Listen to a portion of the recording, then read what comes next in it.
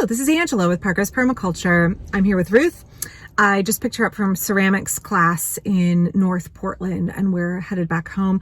But first we are making a quick stop at our local yarn shop. I wanted to make a video today to talk specifically about this issue of shopping local and how it applies to permaculture and how it folds into our real lives. It's all well and good to have this kind of ethic and ideal of wanting to shop locally and wanting to support local businesses. And it's so much more complex than that. And I've really been wrestling with that lately. Where are my values and how do I uphold them? And how does that work in the real world? How do my kind of lofty ideals fold into my limited energy and resources in real life? And I think that's something that's really important when we are looking at permaculture and other modes of engaging in sustainable living. How is it that we mesh our ideals with our practical application? And when we look at something like shopping local, it becomes very muddy and complex. And I know for me, it's caused a lot of anxiety and some measure of guilt. And I made a video quite a while back about not letting perfect be the enemy of good. And I think that's really applicable here. For me, I don't want to try so hard to do everything perfectly that I totally whiff it altogether, right? I don't want to be paralyzed by the idea of having to have everything be morally pure, ethically pure, and 100% right all of the time or I can't engage. There's this comic that I love to share that is, I think, so good at encapsulating the problems of modern American life, where we feel either from our own internal pressure or from folks on the internet that if we can't do something perfectly, we have no business critiquing the system, that if we can't engage perfectly in commerce, engage perfectly with our ideals, that we just have to keep our mouth shut and that makes us a hypocrite. It does not make us a hypocrite. It makes us a real person in the real world, doing the best that we can in a flawed system.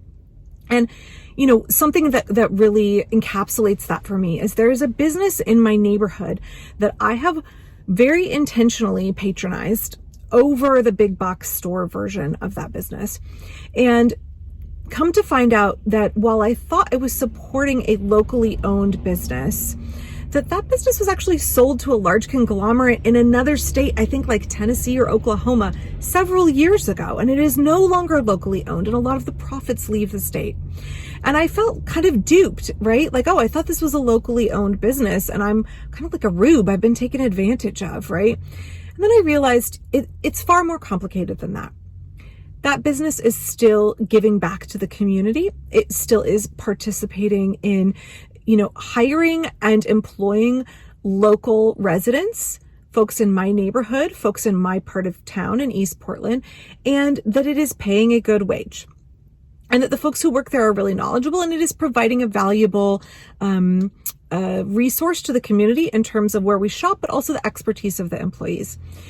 And so it's much more complicated than I want to support local business and I want to not support the big box store. You know, one thing I wrestled with back and forth for a long time is, do I have an Amazon affiliate store? And I decided ultimately to do it after I asked you all and I got a lot of feedback. I don't really shop from Amazon very much. There are sometimes I do because that is the only way that I can get something.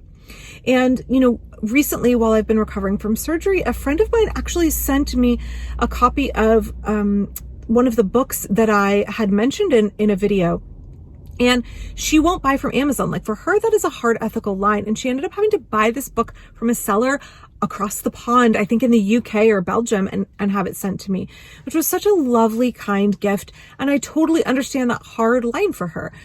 For each of us, we are making that ethical choice when we choose to look at permaculture ethics, earth care, people care, and fair share.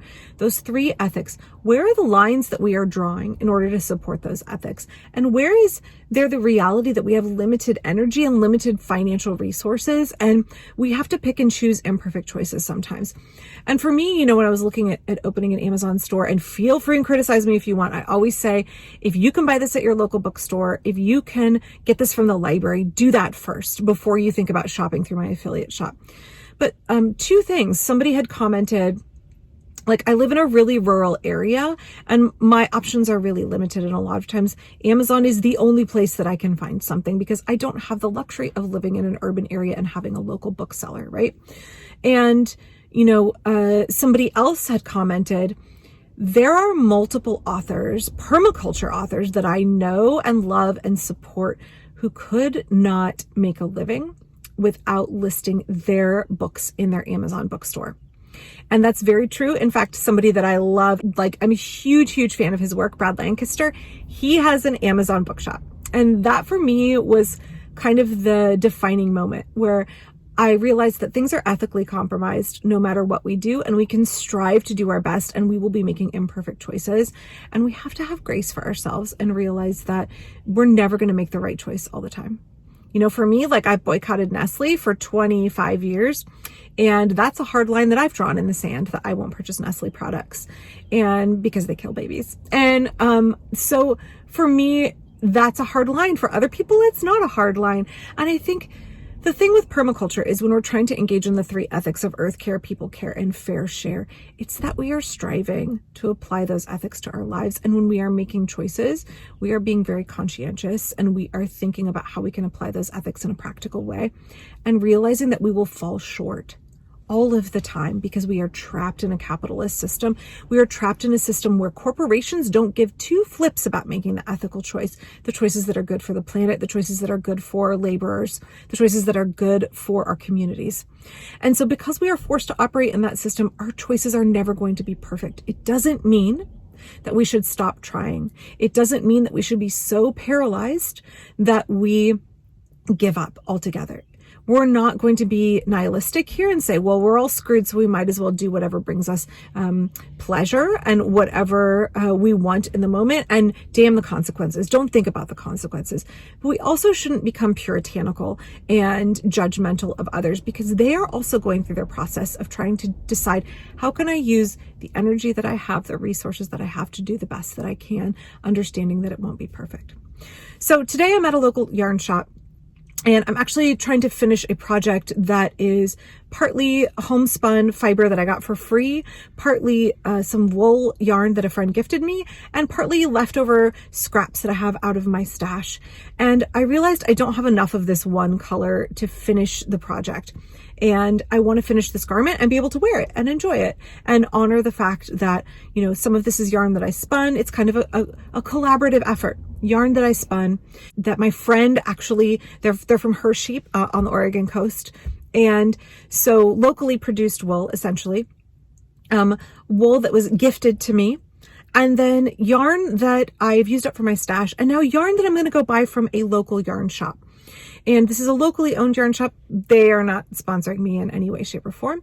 But it gets me thinking about the complexities of anything that we buy, any choices that we make. And for me, I think every time I wear this garment that I'll be featuring in a future video, those complexities will be on display and ever present while I am thinking about how I use my funds, how I use my energy, how I use my time, how I use my financial resources, and think about voting with my dollar.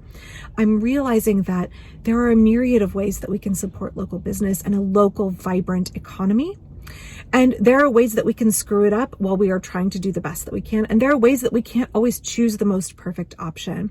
This wool that I'm going to buy today, not produced locally, but I'm supporting a local yarn store. And, in Portland during the pandemic, most of our yarn shops have gone out of business because folks want to purchase online, where it's cheaper, they can get free shipping, yada, yada, yada.